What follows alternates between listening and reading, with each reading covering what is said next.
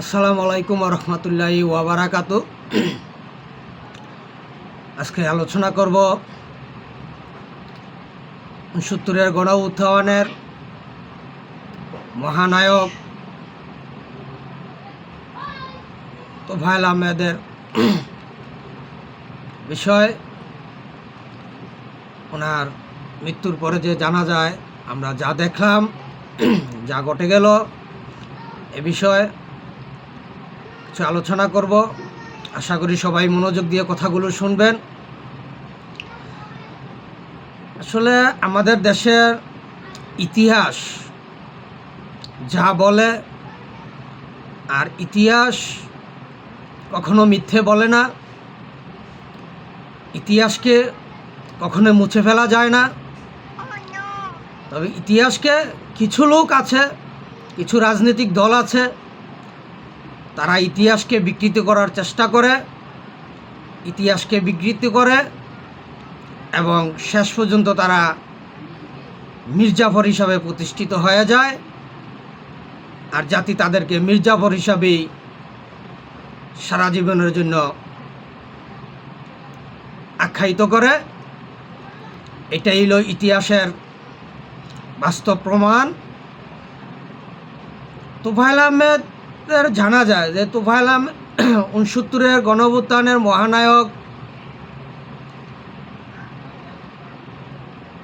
মহানায়কের জানাজা থেকেই প্রমাণ হলো দেশবিরোধী চক্রান্তকারী কারা। সেটা আমরা স্পষ্টভাবে আজকে দেখতে পারলাম বা জানতে পারলাম, বুঝতে পারলাম যে কারা দেশবিরোধী চক্রান্তকারী। আর সেটা তোফায়েল আহমেদের জানাজা থেকেই প্রমাণ হলো। দেখেন, উনি তোফায়েল আহমেদ উনি একজন 69-এর গণঅভ্যুত্থানের মহানায়ক, ইতিহাসের একজন লিপিবদ্ধ ব্যক্তি এবং এই জাতির শ্রেষ্ঠ সন্তান। আজকে আমরা তার জানাজা থেকে জনতাকে অ্যারেস্ট করে নিতে দেখছি, আটক করতে দেখছি। কেন এই ধরনের আজকে ঘটনা ঘটছে? কেন সাধারণ জনতাকে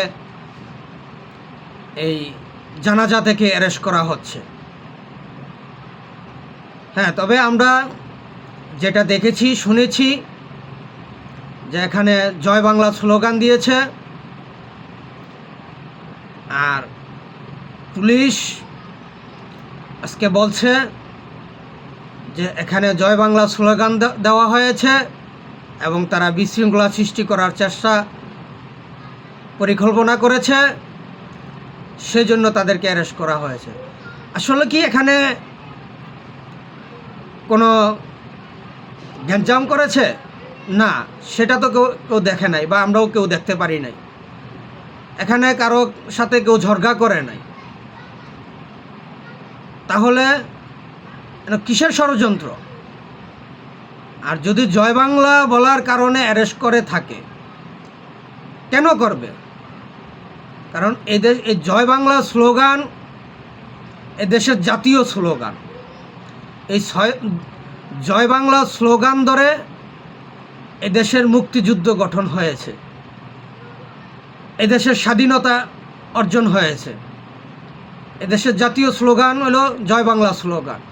তো জয় বাংলা স্লোগান দেওয়ার কারণে যারা আজকে অ্যারেস্ট করে জনগণকে, তাহলে এখান থেকে আমরা স্পষ্টভাবে বুঝতে পারি যে তারা এদেশের জনগণের সরকার না, তারা এদেশের দেশবিরোধী চক্রান্তকারী পাকিস্তানি দোসর, আমেরিকা ইসরায়েলের ইহুদিবাদীদের এজেন্ট বাস্তবায়িতকারী সরকার তারা। কারণ তারা যদি দেশবিরোধী পাকিস্তানি দোসর, আমেরিকার এজেন্ট বাস্তবায়িতকারী সরকার না হতো, তাহলে তারা কেন জয় বাংলা স্লোগান দিলে জনগণকে আজকে অ্যারেস্ট করবে? কেন তাদেরকে থানায় আটক করা হবে?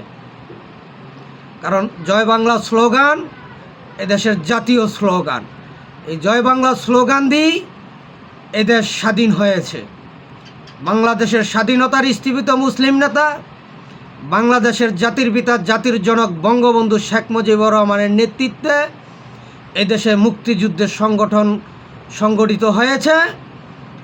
আর মুক্তিযুদ্ধের চেতনায় জয় বাংলা স্লোগানে এই দেশ স্বাধীন হয়েছে।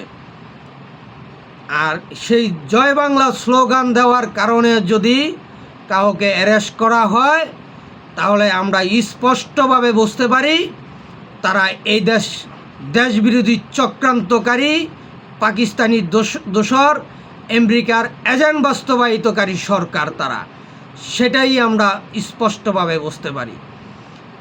আর আজকে সেটাই এই তোফায়েল আহমেদের জানা থেকে আজকে সেটা প্রমাণ হচ্ছে, আমরা প্রমাণ পাচ্ছি। এদেশের জনগণ বিএনপিকে মুক্তিযুদ্ধের সপক্ষের দল মনে করলে কি হবে? এদেশের জনগণ বারবার চেষ্টা করেছে এবং বলেছে বিএনপি মুক্তিযুদ্ধের সপক্ষের দল, কিন্তু সেই জনগণের আশা আকাঙ্ক্ষাকে তারা ব্যর্থ করছে। আজকে আমরা সেটা স্পষ্টভাবে দেখতে পাচ্ছি।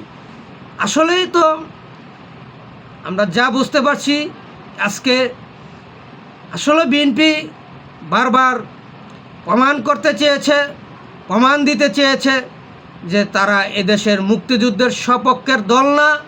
কিন্তু আমরা এই দেশের জনগণ বোকার মতো বাস করছি, তাদের কথা বিশ্বাস করছি পুরোপুরি, এবং তাদের কথা আমরা বুঝতে পারছি না। আসলে জনগণ যদি তাদের কথা ভাষা বুঝতে পারত, তাহলে জনগণ কখনোই তাদেরকে মুক্তিযুদ্ধের সপক্ষের দল হিসাবে দাবি করতো না। কিন্তু আজকে যেখানে এই দেশের জনগণ বিএনপিকে মুক্তিযুদ্ধের সপক্ষের দল হিসাবে দাবি করছে, আর সেখানে বিএনপি আজকে প্রমাণ করতে চাচ্ছে যে তারা মুক্তিযুদ্ধের সপক্ষের দল না, তারা পাকিস্তানি দোসর, আমেরিকার এজেন্ট বাস্তবায়িতকারী দল বিএনপি হিসাবে তারা প্রমাণিত করতে চাচ্ছে। কারণ সেটার প্রমাণ আজকে আমরা পাচ্ছি এই 69-এর গণঅভ্যুত্থানের মহানায়ক বর্ষিয়ান নেতা তোফায়েল আহমেদের জানাজা থেকেই আমরা প্রমাণ পাচ্ছি যে বিএনপি এই দেশের মুক্তিযুদ্ধের সপক্ষের দল না, তারা পাকিস্তানি দোসর, আমেরিকার এজেন্ট বাস্তবায়িতকারী দল। কারণ যদি আমেরিকার পাকিস্তানি দোসর এবং আমেরিকার এজেন্ট বাস্তবায়িতকারী দল না হতো, তাহলে অবশ্যই আজকে এই ধরনের ঘটনা ঘটতো না। এই 69-এর গণঅভ্যুত্থানের মহানায়ক বর্ষিয়ান নেতা তোফায়েল আহমেদের জানাজা থেকে জনতাকে অ্যারেস্ট করতো না, কারাগারে নিয়ে যেত না, তাদেরকে আটক করা হতো না। আর এখান থেকেই আমরা আজকে স্পষ্টভাবে প্রমাণ পাচ্ছি যে তারা এদেশের মুক্তিযুদ্ধের সপক্ষের দল না।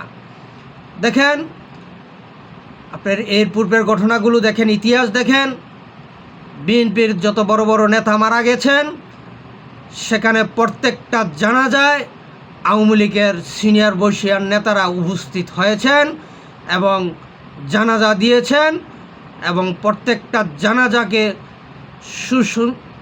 সুসংগঠিতভাবে সুন্দরভাবে যাতে প্রত্যেকটা জানাজা পরিচালিত হয় সেই ব্যবস্থা করেছেন, এবং আওয়ামী লীগের নেতারা প্রত্যেকটা জানাজায় উপস্থিত ছিলেন।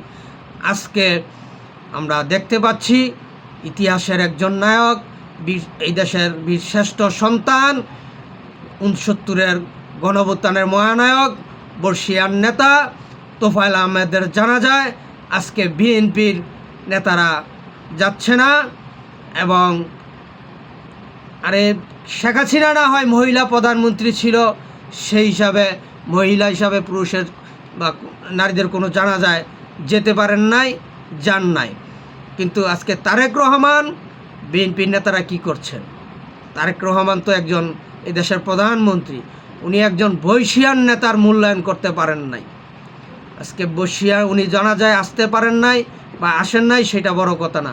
উনি তো এখানে এই তোফায়েল আহমেদের জানা যায় উনি আইন শৃঙ্খলা দিয়ে নিরাপত্তার ব্যবস্থা করতে পারতেন। উনি স্পষ্টভাবে বলতে পারতেন এখানে যারা জানাজায় আসবে তাদের যাতে কোনো সমস্যা না হয় সেইটার ব্যবস্থা উনি করতে পারতেন। উনি যদি এই দেশের জনগণের প্রধানমন্ত্রী হতেন, দেশের নেতা হতেন, তাহলে অবশ্যই উনি কাউকে অ্যারেস্ট করার অনুমতি দিতেন না, অ্যারেস্ট করতে পারতো না। তাই এখান থেকেই আমরা এই জন্য আমি দেশ জাতির কাছে আহ্বান করছি, অনুরোধ করছি, এখনও সময় আছে, আপনারা সবাই একতাবদ্ধ হন, ঐক্যবদ্ধ হন, এই দেশবিরোধী চক্রান্তকারীদের বিরুদ্ধে রুখে দাঁড়ান, তাদের বিরুদ্ধে রুখে দাঁড়ান, তাদেরকে প্রতিহত করুন, এই দেশটাকে রক্ষা করুন। আর না হয়তো এই দেশ অতি দ্রুতই অতি দ্রুতই এই দেশ ধ্বংস হয়ে যাবে। আজকে আমরা দেখতে পাচ্ছি দেশ ধ্বংসের দিকে চলে যাচ্ছে। কারণ এই তোফায়েল আহমেদের জানাজা থেকেই আমরা প্রমাণ পাচ্ছি এবং দেখতে পাচ্ছি। আজকে কেন জয় বাংলা স্লোগান দেওয়ার কারণে জনতাকে অ্যারেস্ট করা হবে, আটক করা হবে? কারণ এই জয় বাংলা স্লোগান এই দেশের জাতীয় স্লোগান, এটা ইতিহাসের ঐতিহাসিক স্লোগান। আর সেই স্লোগান দেওয়ার কারণে আজকে আমরা দেখছি জনতাকে অ্যারেস্ট করা হচ্ছে, আটক করা হচ্ছে।